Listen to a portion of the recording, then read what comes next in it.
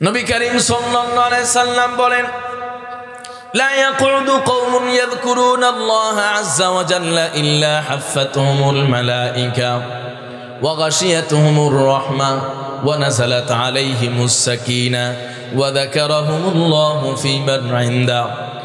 নবী করিম সাল্লাল্লাহু আলাইহি সাল্লাম বলেন, আল্লাহর যেই গোলামগুলো আল্লাহ পাককে সন্তুষ্ট করার জন্য, আল্লাহ পাককে রাজি খুশি করার জন্য, আল্লাহর অনুগ্রহ কামনা করার জন্য, আল্লাহকে খুশি করার জন্য, আল্লাহ পাকের জিকির করার জন্য বসে যায়, আল্লাহ পাক রব্বুল আলামিন ওই সকল বান্দাদেরকে নগদ 4টি বড় বড় পুরস্কার দিয়ে দেয়।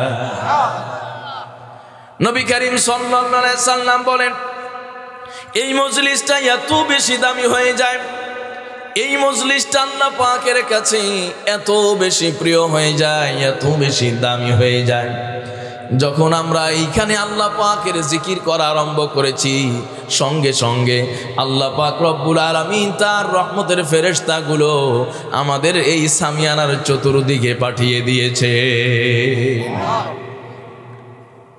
ইল্লা হাফাতহুমুল মালাইকা, অসংখ্য ফেরেশতা এই মজলিসটাকে পরিবেষ্টন করে ফেলেছেন। জোরে বলেন সুবহানাল্লাহ।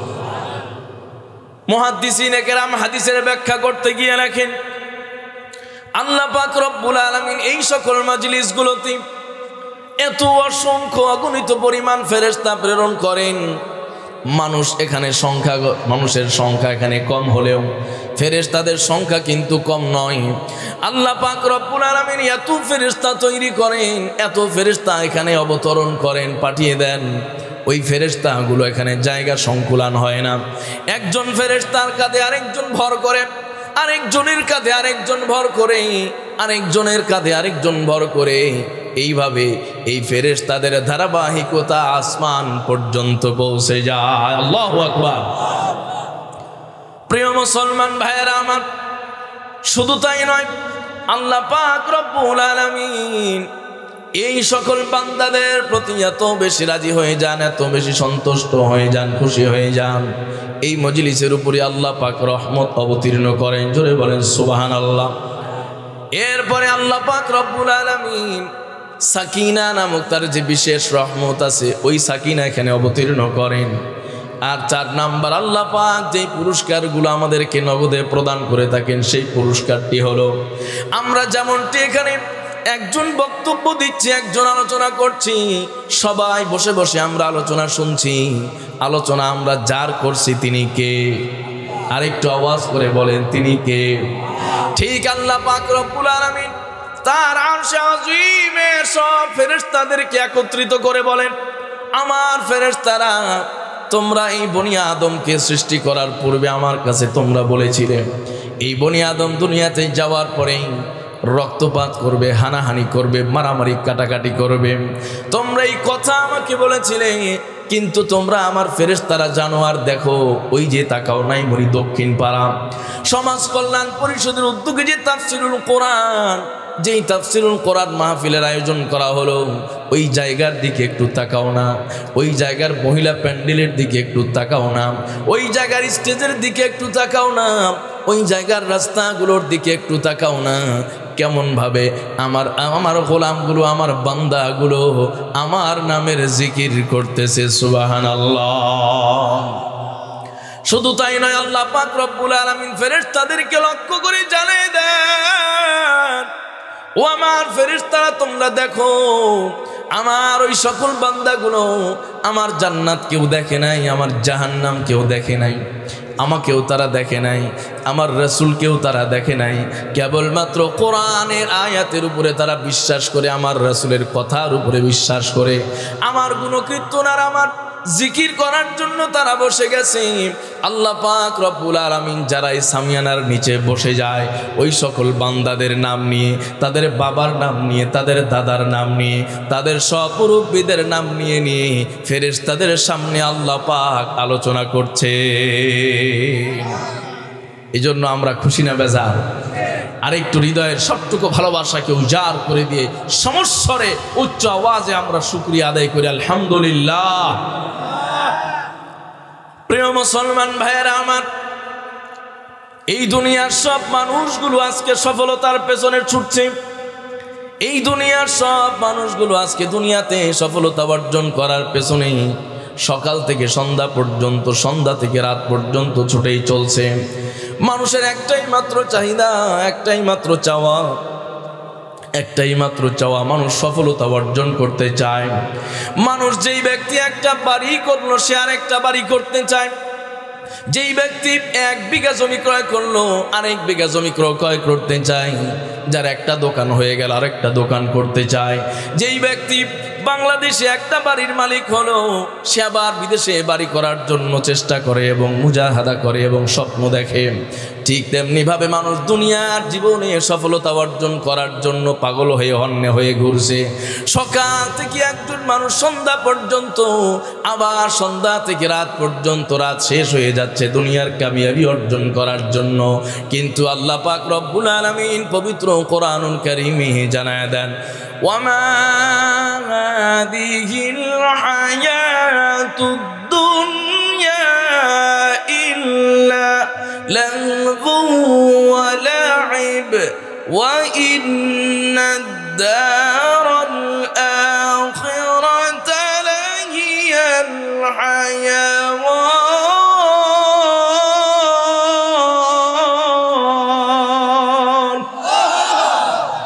আল্লাহ পাক রব্বুল আলামিন বলেন, গোলাম এই যে দুনিয়ার সফলতার পেছনে তোমরা ঘুরছো, দুনিয়ার কামিয়াবি আর সফলতার পেছনে সকাল থেকে সন্ধ্যা পর্যন্ত সময় নষ্ট করছো, সন্ধ্যা থেকে রাত্রি গভীর হয়ে যাচ্ছে দুনিয়ার সফলতার পেছনে সময় নষ্ট করছো।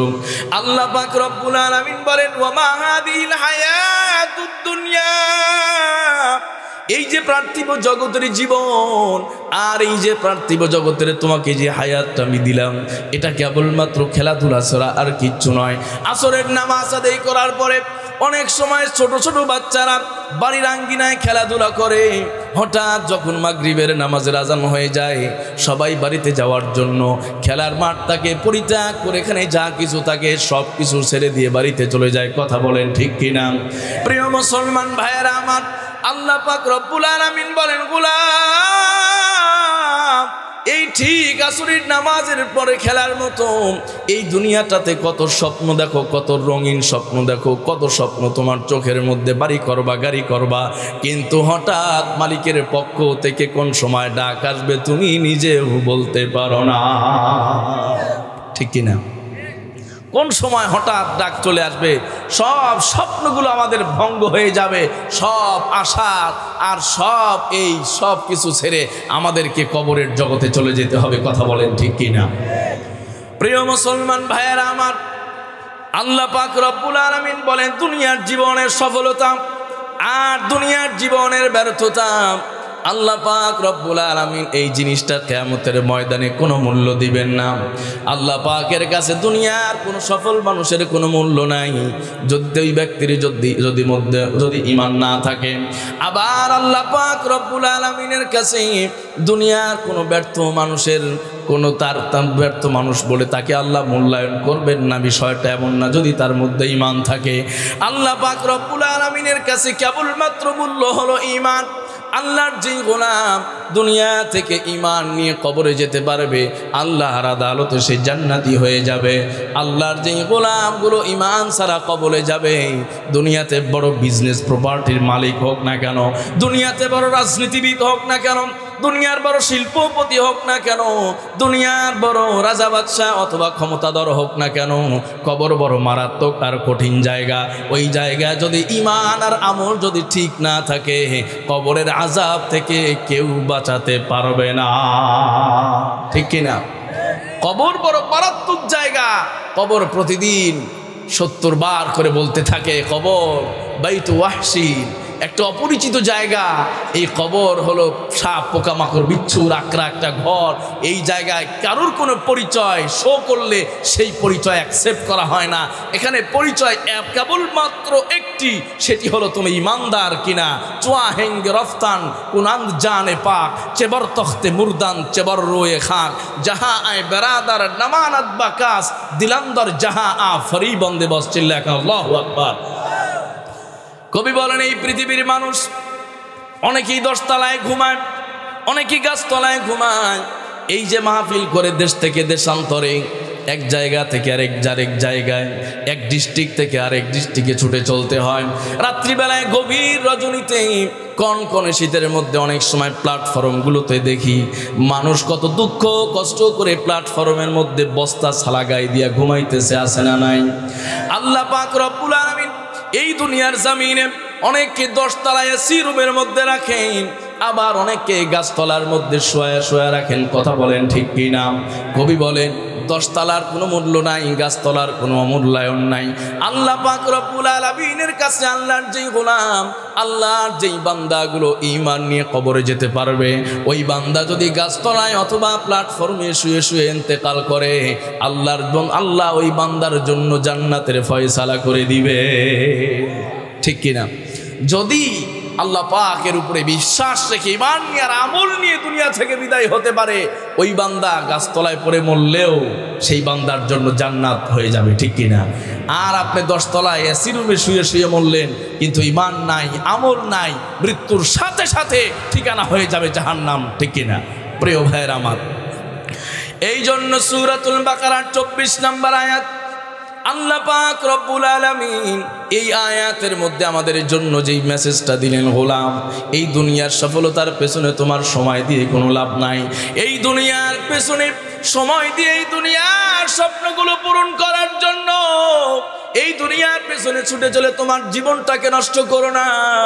আখিরাতের আমল যদি তুমি করতে পারো, আখিরাতের আমল যদি তুমি করতে পারো, আল্লাহ পাক তোমাকে এই প্রকৃত সফল কাম বানিয়ে দিবেন। ঠিক কিনা? হযরতে বেলাল রাদিয়াল্লাহু তাআলা আনহু নবীজির একজন সাহাবী, সবাই যার ঘটনা জানেন। সামাজিক মর্যাদা ইজ্জত বলতে কিছুই ছিল না, অর্থ করি বিত্ত বৈভব কোনো কিছুর মালিক ছিলেন না। নবী করিম সাল্লাল্লাহু আলাইহি সাল্লাম মেরাজে গেলেন। মেরাজে যাওয়ার পরে জান্নাত এবং জাহান্নাম তাকে পরিভ্রমণ করানো হলো। নবীজি যখন জান্নাতের দরওয়াজায় গেলেন, জান্নাতের দরওয়াজায় যাওয়ার পরেই নবীজি জান্নাতের ভেতর থেকে খটখট খটখট করে একটা জুতার আওয়াজ পাচ্ছিলেন। জিবরাইলকে বলেন, ভাই জিবরিল, এই আওয়াজটা তো আমার বড় পরিচিত মনে হয়। হযরত জিবরিল বলেন, ইয়া রাসূলুল্লাহ, এটা তো আপনার প্রিয় বেলালের পায়ের আওয়াজ। চিল্লা এখন আল্লাহু আকবার। হযরতে বেলাল মক্কার মধ্যে বড় শিল্পপতি ছিলেন না, বড় ব্যবসায়ী ছিলেন না, বড় রাজনীতিবিদ ছিলেন না। বেলালের ঈমানটা ছিল পাকা। ঈমানটা পাকা থাকার কারণে দুনিয়ার বেলালের পায়ের আওয়াজ আল্লাহর জান্নাতে পাওয়া যায়। ঠিক কিনা? এই জন্য দুনিয়াতে যদি তুমি সেই ঈমানদার হতে পারো, দুনিয়াতে থাকতেই তোমার ঠিকানা হয়ে যাবে আল্লাহর জান্নাত। ঠিক কিনা? প্রিয় মুসলমান ভাইয়েরা আমার, আল্লাহ পাক রব্বুল আলামিন সূরাতুল বাকারার 24 নম্বর আয়াতে জানায়া দেন, ফাত্তাকুন নারাল্লাতী ওয়াকুদুহান নাস ওয়াল হিজারাতু উইদ্দাত লিল কাফিরিন।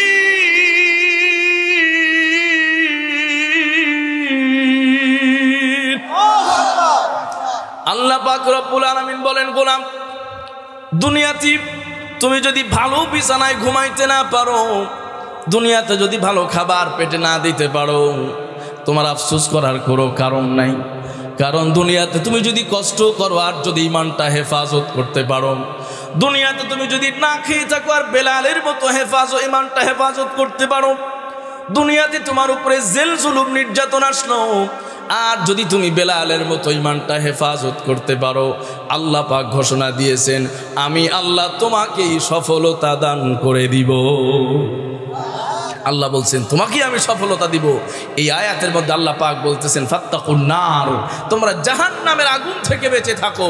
ওয়াকুদুহান নাস ওয়াল হিজারা, যেই জাহান্নামের আগুনের ইন্ধন হবে স্বয়ং মানুষ এবং পাথর। প্রিয় মুসলমান ভাইয়েরা আমার, একজন মানুষের জন্য, একজন ইমানদারের জন্য সবচেয়ে বড় সফলতা হলো কঠিন কিয়ামতের ময়দানে বান্দা যদি জাহান্নাম থেকে মুক্ত হয়ে যায়।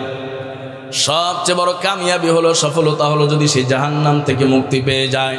দুনিয়ার সব নাজ নিয়ামত পাইল, সব নাজ নিয়ামত ভোগ করলো, কিন্তু জাহান্নাম থেকে মুক্তি পেল না। ওই বান্দা সফলতা অর্জন করলো না। কিন্তু যদি দুনিয়াতে অনেক কষ্ট ক্লেশ করার পরেও জাহান্নাম থেকে মুক্তি পেয়ে যেতে পারে, আল্লাহ পাক বলেন ওই বান্দাটাই প্রকৃতপক্ষে সফল হয়ে যাবে। এই আয়াতের তাফসীর করতে গিয়ে আল্লামা ইবনে কাসির রাহমাতুল্লাহি আলাইহি তার কিতাবের মধ্যে লেখেন, আল্লাহ পাক রব্বুল আলামিন এখানে জাহান্নামের আগুন থেকে বাঁচার কথা বলেছেন। আর যারা জাহান্নামের আগুন থেকে বাঁচবে তারাই হলো প্রকৃত সফল কাম। সুবহানাল্লাহ। আর প্রকৃত সফল কাম হলো তারাই যারা ঈমান রাখবে আর জাহান্নাম থেকে মুক্তি পেয়ে যাবে। নবীজি আরেকটি হাদিসে বলছেন, মান কানা ফি কলবিহি মিসকালা যাররাতিন মিনাল ঈমান, ফি কলবিহি মিনাল ঈমান, যার অন্তরের মধ্যে এক যাররা পরিমাণ ঈমান থাকবে, আল্লাহ পাক রব্বুল আলামিন তাকে জাহান্নামে দিবেন না। জোরে বলেন সুবহানাল্লাহ। আল্লাহ পাক রব্বুল আলামিন সূরাতুল মুমিনুনের প্রথমেই বলছেন, ক্বাদ আফলাহাল মুমিনুন।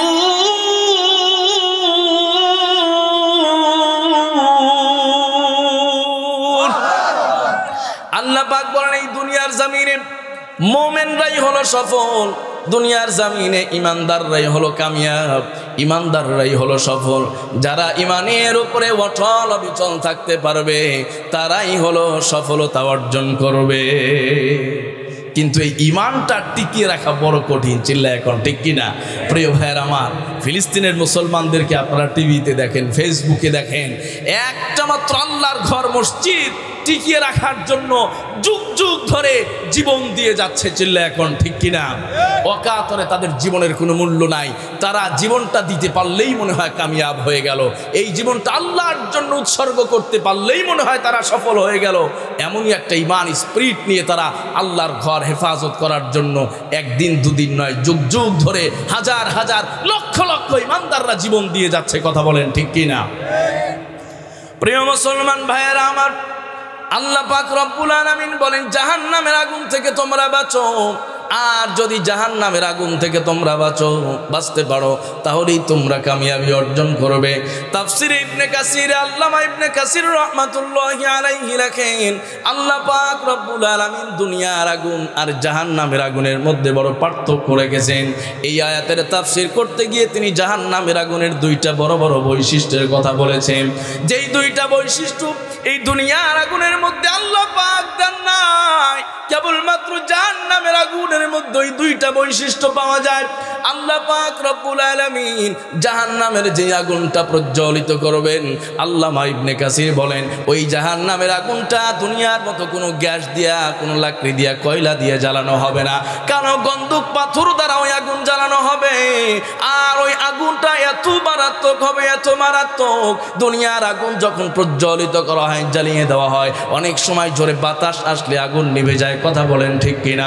অনেক সময় পানি দিলে আগুন নিভে যায়, অনেক সময় হালকা আগুন হলে মানুষ ফুৎকার দিলে আগুন নিভে যায়। কিন্তু কালো গন্ধক পাথরের আগুনটা এত বড় মারাত্মক হবে, এত বড় মারাত্মক হবে। এই পৃথিবীর জমিনে আল্লাহ পাক রব্বুল আলামিন যত পানি রেখেছেন, যত সাগর মহাসাগর আছে, সব সাগরের পানিগুলোকে একত্রিত করে ওই জাহান্নামের আগুনের উপরে যদি নিক্ষেপ করে দেওয়া হয়, এরপরেও সেই জাহান্নামের আগুন নিভবে না। এই পৃথিবীতে আল্লাহ পাক মাঝে মাঝে যেই ঝড় দেন, যেই ঘূর্ণিঝড়গুলো আসে, যেই বাতাসগুলো আসে, প্রকট ঝড় যখন চলে আসে, ওই ঝড়গুলো জাহান্নামের সেই আগুনকে নিভাইতে পারবে না। আল্লাহ পাক রব্বুল আলামিন যেই জাহান্নামের আগুন থেকে তার গোলামগুলোকে বাঁচতে বলেন, ওই আগুনগুলো এত মারাত্মক, দুনিয়ার আগুন মানুষের শরীরের যেই জায়গায় লাগে ওই জায়গায় জ্বালিয়ে পুড়িয়ে ছারখার করে দেয়, দগ্ধ করে দেয়।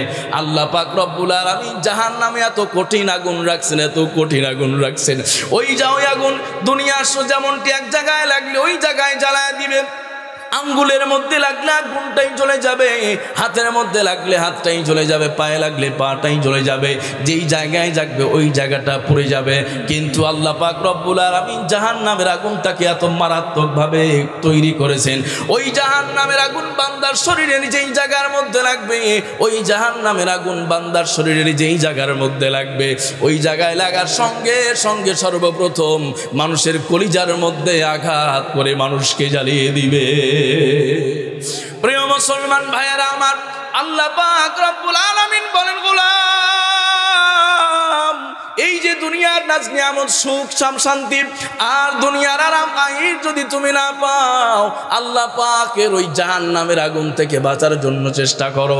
ওই আগুন থেকে বাঁচার জন্য তোমরা চেষ্টা করে চোখের পানি ফেলে দাও, চোখের পানিগুলো ফেলো, আল্লাহ পাকের কাছে তাওবা করো, ইস্তেগফার করো, আল্লাহ পাকের ভয় তোমরা অন্তরের মধ্যে লালন করো।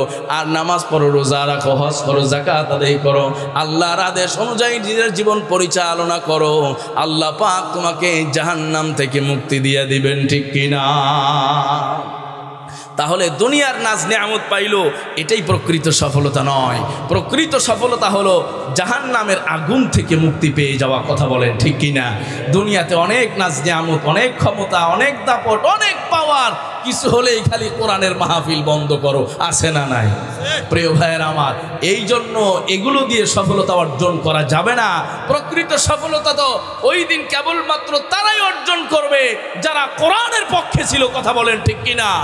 যারা ইসলামের পক্ষে ছিল, যারা কোরআনের পক্ষে ছিল, যারা ইসলামের পক্ষে ছিল, যারা মসজিদের পক্ষে ছিল, যারা মাদ্রাসার পক্ষে ছিল, যারা ওলামায়ে কেরামের সাথে ছিল, তারাই সেদিন সফলতা অর্জন করবে। এছাড়া আর সফলতার কোনো রাস্তা থাকবে না। কথা বলেন ঠিক কিনা? প্রিয় ভাইয়ের আমার, এই জন্য এই সফলতা অর্জন করার জন্য আমাদেরকে একটি কাজ করতে হবে, সেটি হলো আল্লাহ পাকের কাছে তাওবা করতে হবে। কথা বলেন ঠিক কিনা? তাওবা মারাত্মক একটা ওষুধ, মারাত্মক ওষুধ। অ্যান্টিবায়োটিক তো কি, এর চেয়েও বেশি পাওয়ারফুল। জোরে বলেন সুবহানাল্লাহ। এর চেয়েও বেশি পাওয়ারফুল তাওবা। এই তাওবা মানুষের জীবনের সব গুনাহগুলোকে নিমিষেই পরিষ্কার পরিচ্ছন্ন করে একজন মানুষকে জাহান্নামী মানুষ থেকে জান্নাতি মানুষে রূপান্তরিত করতে পারে। আল্লাহু আকবার। নবী করিম সাল্লাল্লাহু আলাইহি সাল্লাম বলেন, আত্তাইবু মিনাজ যামবি কামান লা যামবা লাহু। আল্লাহর যেই গোলাম, আল্লাহ পাকের দুনিয়াতে গুনার কোনো শেষ নাই। অসংখ্য অগণিত গুনায় জর্জরিত হয়ে গেছে, অনেক গুনায় জর্জরিত হয়ে গেছে। জীবনে এমন কোনো গুনাহ নাই যেটা সে করে নাই। এত সব গুনাহগুলোর মধ্যেও যখন আল্লাহ পাকের কথা স্মরণ হয়ে যায়, যখন আল্লাহ পাককে স্মরণ করতে পারে, আল্লাহ পাক রব্বুল আলামিনের হাবিব ঘোষণা করেছেন, খাটি দিলে কায় মনোবাক্যে আল্লাহ পাকের কোনো গোলাম যদি গুনার বোঝাগুলো মাথায় নিয়া, গুনার বোঝাগুলো যদি মাথায় নিয়ে তাওবা করতে পারে, আল্লাহ পাক রব্বুল আলামিন বলেন, গোলাম তুমি আমার কাছে তাওবা করে যদি 2 ফোঁটা চোখের পানি ফেলতে পারো, তোমার ওই চোখের পানিগুলো তোমার চোখ থেকে কেবলমাত্র তোমার নাকের ডগা পর্যন্ত আসার আগেই আমি মালিক তোমার জীবনের সব গুনাহগুলোকে ক্ষমা করে আমি মালিক তোমাকে কুদরতি কদমে উঠায় নি। প্রিয় মুসলমান ভাইয়েরা আমার, আল্লাহ পাক রব্বুল আলামিন পবিত্র কোরআনুল কারীমে আরো জানায় দেন, ইয়া আইয়ুহাল্লাযীনা আমানুত্তাকুল্লাহা হাক্কা তুকাতিহি ওয়া লা তামুতুন্না ইল্লা ওয়া আনতুম মুসলিমুন। আল্লাহ বলেন, গোলাম ইত্তাকুল্লাহ হাক্কা তুকাতিহি, আল্লাহকে ভয় করার মতো ভয় করো। জোরে বলেন সুবহানাল্লাহ। সাধারণ ভয় করলে হবে না, ভয় করার মতো ভয়। আল্লাহ পাক বলেন, গোলাম হাক্কা তুকাতিহি, আল্লাহকে ভয় করার মতো ভয় করো। তাফসীরের কিতাবের মধ্যে উলামায়ে কেরাম লেখেন, আল্লাহকে আবার ভয় করার মতো ভয় কেমনে করবে? ওলামায়ে কেরাম লেখেন, আল্লাহকে তুমি তোমার এমনভাবে ভয় করো, এমনভাবে ভয় করো, দিনের আলোতেও যেমন তুমি অপরাধ করলে মানুষকে ভয় করো, পুলিশকে ভয় করো, এই কারণে তুমি অপরাধ থেকে বিরত থাকো, ঠিক তেমনি ভাবে রাত্রিবেলাতেও তুমি যদি বিরত থাকতে পারো, আল্লাহ পাক রব্বুল আলামিনের ভয়ে যদি তুমি তোমার জীবনের সব গুনাহ থেকে বিরত থাকতে পারো, দিনের আলোতেও যেমন বিরত থাকবি, আল্লাহর ভয় আবার মানুষের ভয়ও তুমি অনেক সময় করো, ঠিক তেমনি ভাবে রাত্রি গভীর যখন হয়ে যায়, ওই জায়গায় গুনাহ করলে তোমাকে কেউ দেখবে না, সিসি ক্যামেরাও নাই, কোনো ধরনের কোনো প্রোটেকশন নাই, কোনো ধরনের কোনো বাহিনী নাই, কোনো ফোর্স নাই, কোনো পুলিশ নাই, কোনো আর্মি নাই, কোনো বিজিবি নাই, কোনো কেউ নাই তোমাকে দেখার মতো। এই রাত্রি গভীর রাত্রিতে তুমি যদি জিনা করো, ব্যভিচারে লিপ্ত হয়ে যাও, কেউ দেখবে না, এরপরেও দেখবেন কে? আরেকটু আওয়াজ করে বলেন কে? আল্লাহ পাক রব্বুল আলামিনকে এইভাবে ভয় করো, দুনিয়ার কেউ যেখানে দেখবে না সেখানে আল্লাহ তোমাকে দেখে, এই ফিলিংসটা তুমি অন্তরের মধ্যে জাগ্রত করো। আল্লাহ পাক রব্বুল আলামিন বলেন, আল্লাহ পাক রব্বুল আলামিন জানায় দেন, গোলাম এইভাবে যেখানে মানুষ আছে আর যেখানে মানুষ নাই, যেখানে আলো আছে যেখানে অন্ধকার আছে, সব জায়গায় যদি তুমি আল্লাহকে ভয় করতে পারো। একজন রোজাদার যেমন রোজা থাকার পরে সারাদিন কোনো পানি পান করে না, খাবার গ্রহণ করে না, ইচ্ছা করলে কিন্তু পুকুরের মধ্যে ডুব দিয়ে পানি পান করতে পারে, কথা বলেন ঠিক কিনা? ইচ্ছা করলে ঘরের দরওয়াজা লাগায় দিয়া পেট ভর্তি করে খেতে পারে, এরপরেও একজন রোজাদার খায় না। কার ভয়ে? আরেকটু আওয়াজ করে বলেন, কার ভয়ে? আল্লাহ পাক রব্বুল আলামিন বলেন, ইয়া আইয়ুহাল্লাযীনা আমানুত্তাকুল্লাহ।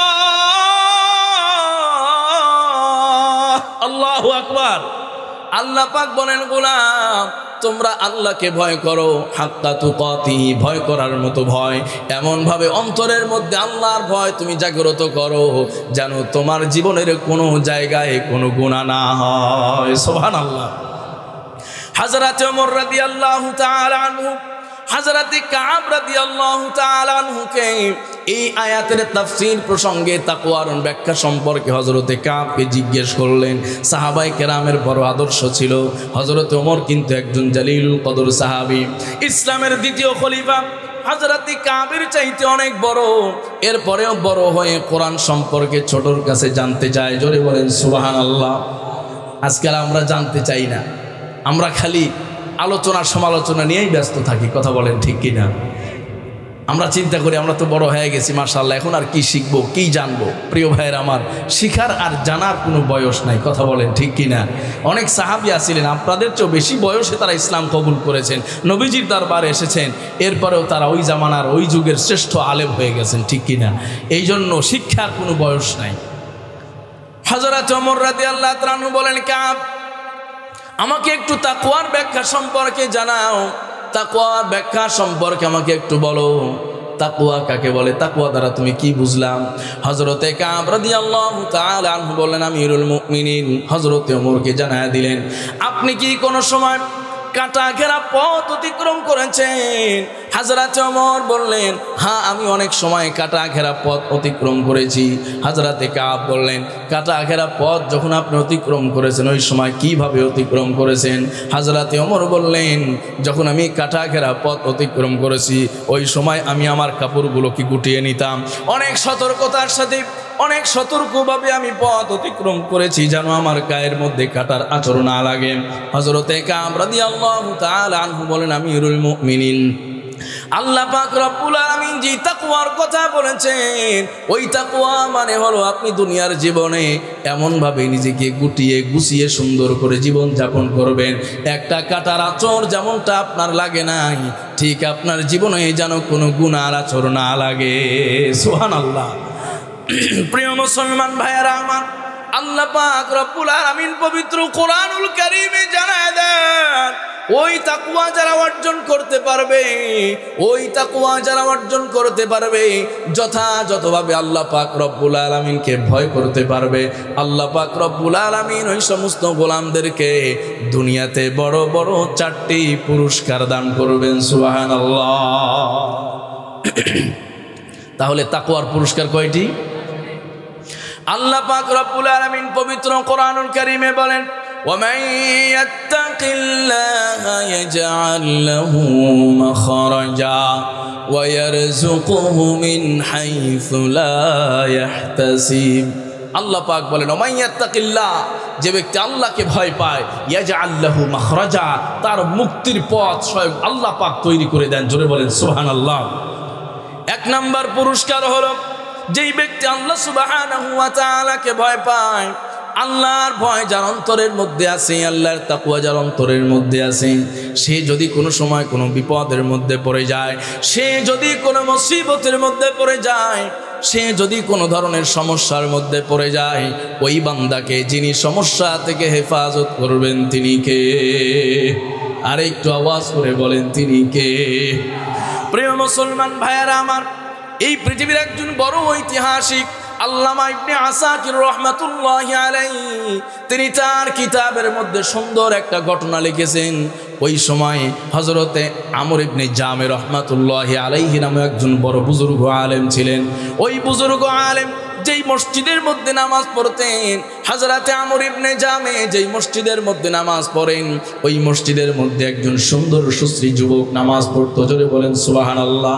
আজকের এই সমাজের যুবকগুলো যদি নামাজি হয়ে যায়, আজকের এই সমাজের যুবকগুলো যদি 5 ওয়াক্ত নামাজি হয়ে যায়, যুবকগুলো যদি সবার আগে মসজিদে যায়, যুবকগুলো যদি নেশা বাদ দিয়ে দেয়, যুবকগুলো যদি আজকে সিগারেট দূর করে দেয়, সিগারেট থেকে দূরে সরে যায়, আমার কলিজার টুকরা যুবকগুলো যদি আজকে ভদ্র হয়ে যায়, সুন্দর হয়ে যায়, কোরআন তেলাওয়াত করে, এই জমিনের মধ্যে জিনা ব্যভিচার ইফতিজিং থাকতে পারে না, ঠিক কিনা?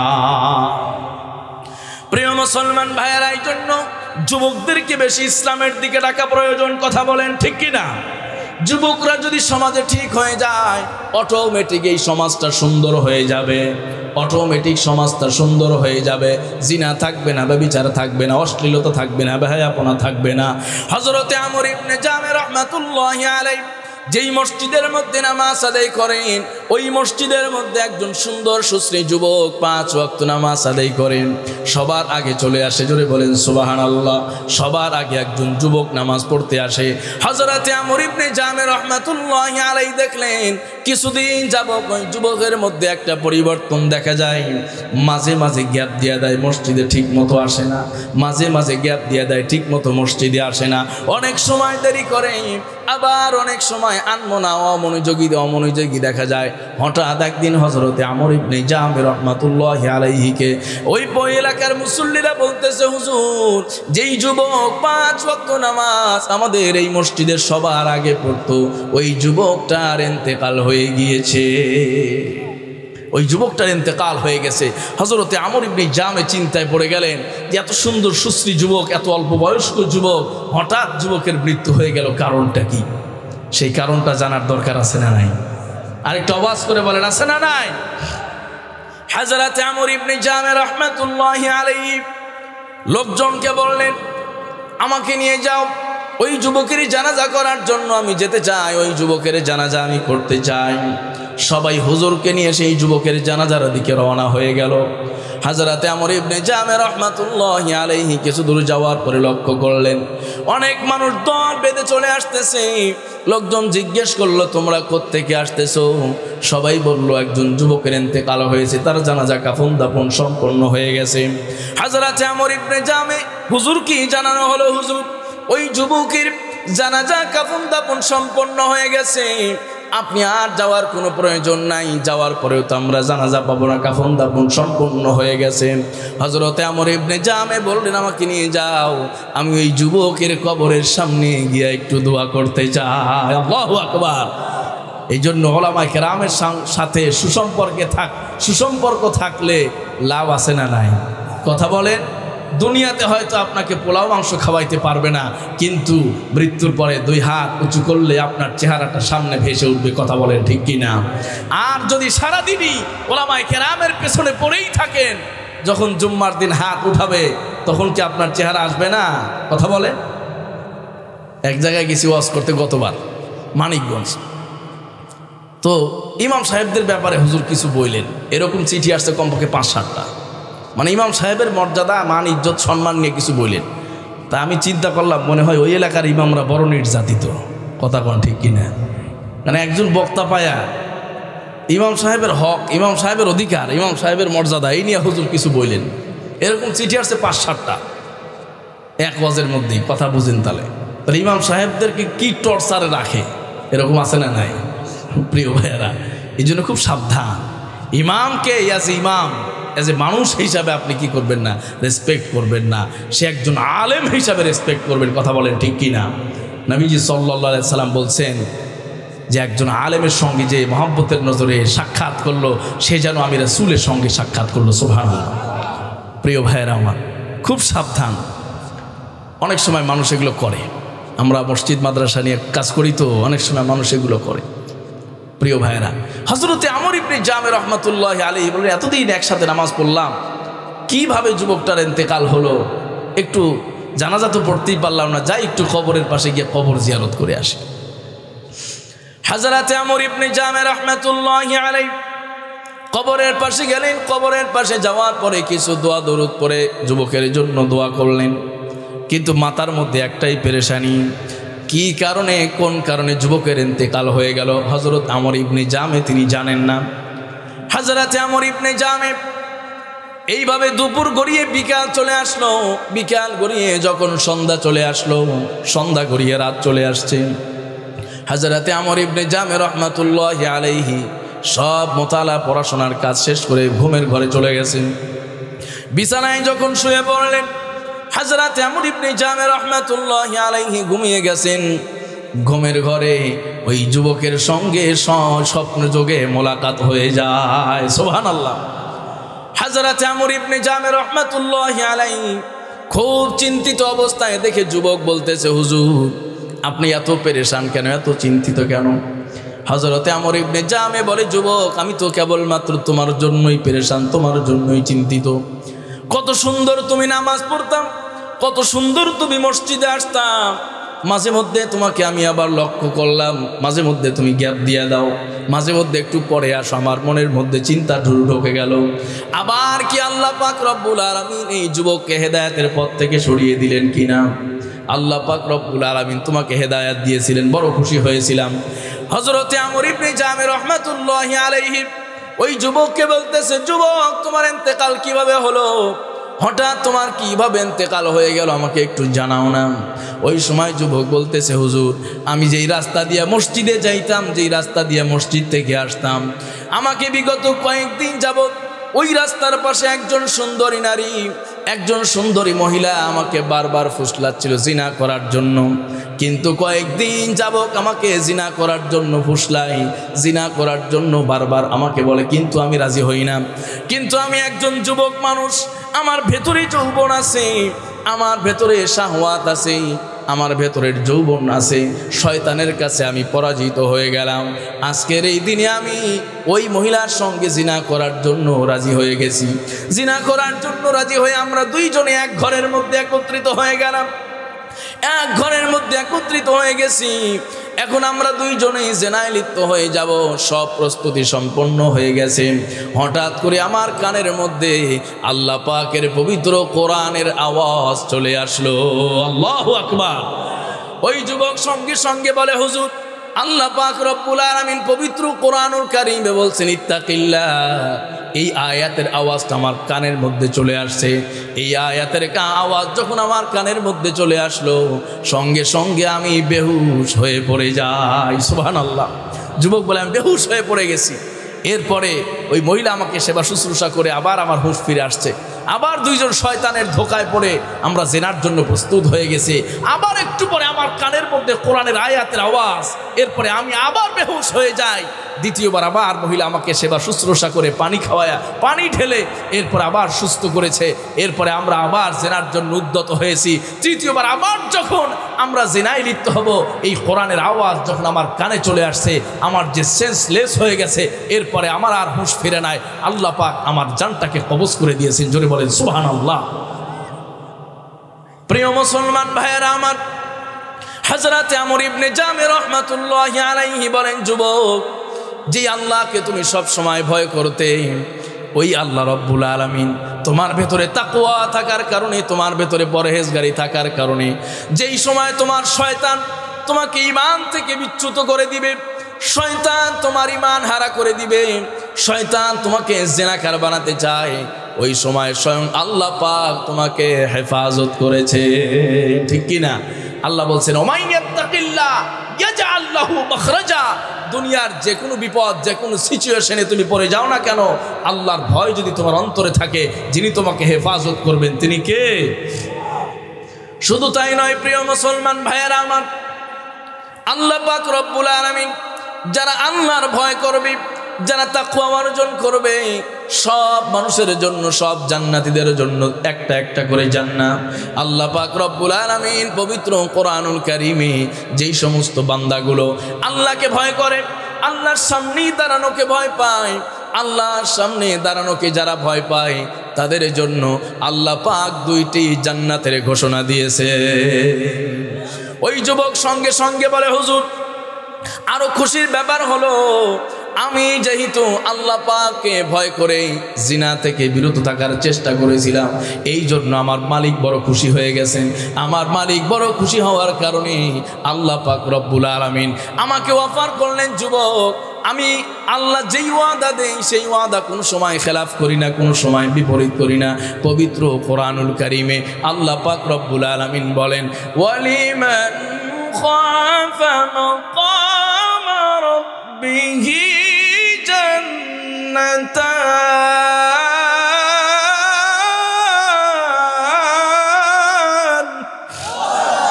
আল্লাহ পাক রব্বুল আলামিন বলেন, যারা আল্লাহকে ভয় পায়, আল্লাহর সামনে দাঁড়ানোকে ভয় পায়, ওই সব বান্দাদের জন্য একটি নয় দুইটি জান্নাত। জোরে বলেন সুবহানাল্লাহ। ওই যুবক বলে, হুজুর আমার যখন ইন্তেকাল হয়ে গেল, আল্লাহ পাক রব্বুল আলামিন আমাকে মুস্কি হেসে বললেন, রে যুবক তুই তো আমার ভয়ে জিনা থেকে বিরত থাকার চেষ্টা করেছিস, আর আমি আল্লাহ পবিত্র কোরআনে সূরা রহমানে ওয়াদা দিয়েছি তোদের জন্য দুইটা জান্নাত। ওই দেখ তোর জন্য সুন্দর সুন্দর দুইটি জান্নাত। আল্লাহু আকবার। প্রিয় মুসলমান ভাইয়েরা আমার, শুধু তাই নয়, আল্লাহ পাক রব্বুল আলামিন বলেন, ওয়া মান ইয়াত্তাকিল্লাহা ইয়াজআল লাহু মাখরাজা ওয়া ইয়ারযুকুহু মিন হাইসু লা ইয়াহতাসিব। আল্লাহ বলেন, ওয়া ইয়ারযুকুহু মিন হাইসু লা ইয়াহতাসিব। আল্লাহ পাক রব্বুল আলামিন তোমাকে রিজিকের ব্যবস্থা কোত্থেকে করে দিবেন তুমি টেরও পাবে না। জোরে বলেন সুবহানাল্লাহ। এই দুনিয়াতে রিজিকের জন্যই তো এত কিছু, কথা বলেন ঠিক কিনা? এই আপনাদের তারাশেরই তো ঘটনা, গত সপ্তাহের ভাগ্নে, মামা, মামি এবং বোন তিনজনকে কি করেছে? হত্যা করে ফেলেছে। কিসের জন্য? ব্যবসায়ী লেনদেন, ব্যবসা সম্পর্কীয় লেনদেনে মামার ভাগ্নের কি হয়ে গেছে? ঝামেলা হয়ে গেছে। রিজিকের জন্য, টাকার জন্য, দুনিয়ার অর্থকরীর জন্যই এই দুনিয়াতে ঝামেলা বাজে, কথা কোন ঠিক কিনা? রিজিকের ব্যাপারটা যদি আল্লাহ পাক নিজ দায়িত্বে নিয়ে নেন, তাহলে কি ওই বান্দার কোনো টেনশন থাকে? কথা বলেন। আল্লাহ পাক বলছেন, যারা আল্লাহকে ভয় করে, ওমাইয়াত্তাকিল্লাহ ওয়া ইয়ারযুকুহু মিন হাইসু লা ইয়াহতাসিব। এক নাম্বার পুরস্কার হলো বিপদে পড়লে আল্লাহ বিপদ থেকে উদ্ধার করবেন। দুই নাম্বার হলো আল্লাহ পাক রিজিকের অভাব কোনো সময় রাখবেন না, আপনাকে আল্লাহ পাক সচ্ছলতা দান করে দিবেন। জোরে বলেন সুবহানাল্লাহ। এরপরে তিন নাম্বার পুরস্কার আরেকটি আয়াতে আল্লাহ পাক বলেন, ওয়ামান ইয়াত্তাকিল্লাহা ইউকাফির আনহু সাইয়্যাতিহি ওয়া ইউযিম লাহু আজরা।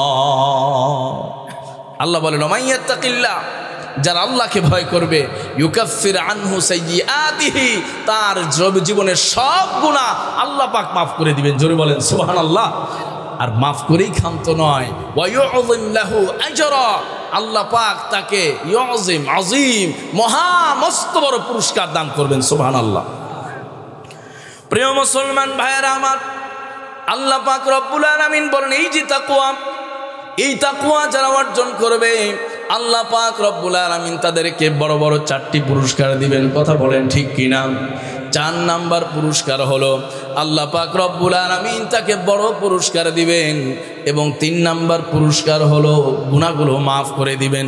তাহলে দুনিয়ার জীবনে আল্লাহ পাক যদি আপনাকে বিপদ থেকে হেফাজত করেন, রিজিকের ফয়সালা করে দেন, আবার যদি আপনার গুনাহগুলো মাফ হয়ে যায়, আল্লাহ পাক যদি বড় পুরস্কার দিয়ে দেন, তাহলে দুনিয়া এবং আখিরাতের সফলতা অর্জন হয়ে যাবে। ঠিক কিনা? এটাই হলো সফলতা, দুনিয়ার সফলতা, আখিরাতের সফলতা। প্রিয় ভাইয়েরা আমার, ওমান ইয়াত্তাকিল্লাহা ইউকাফির আনহু সাইয়্যাতিহি ওয়া ইউযিম লাহু আজরা। আল্লাহ পাক বলছেন, জীবনের সব গুনাহ আল্লাহ মাফ করে দিবেন, এরপরে সাথে সাথে ওই গুনাহ মাফ করেই আবার এত বড় পুরস্কার আল্লাহ পাক দিবেন, যেই পুরস্কারের কথা আপনি কল্পনাও করতে পারেন নাই। জোরে বলেন সুবহানাল্লাহ। প্রিয় মুসলমান ভাইয়েরা আমার, যেই কথা আমরা আলোচনা করছিলাম সূরাতুল বাকারার 24 নম্বর আয়াত, আল্লাহ পাক রব্বুল আলামিন পবিত্র কোরআনুল কারীমে জানায় দেন, ফাত্তাকুন নারাল্লাতী ওয়াকুদুহান নাস ওয়াল হিজারা উইদ্দাত লিল কাফিরিন। এই আয়াতের তাফসীরটা শেষ করে আমার আলোচনা ইনশাআল্লাহ শেষ করে দিব। আপনারা শেষ পর্যন্ত থাকবেন তো ইনশাআল্লাহ?